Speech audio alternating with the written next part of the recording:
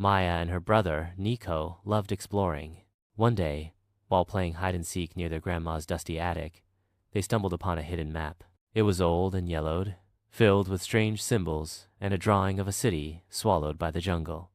"A lost city," Nico exclaimed, his eyes wide. Grandma, a spry woman with twinkling eyes, smiled knowingly.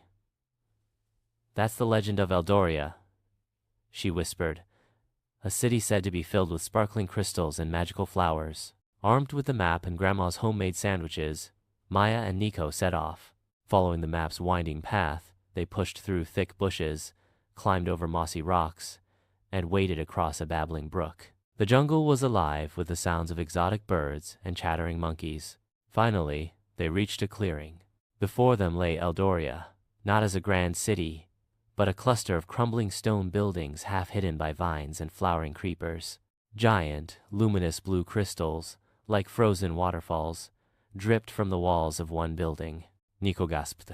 Maya spotted a vibrant purple flower, unlike any she had ever seen.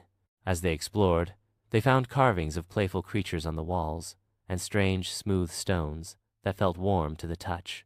They collected a few smooth stones and a single purple flower, carefully placing them in their backpacks.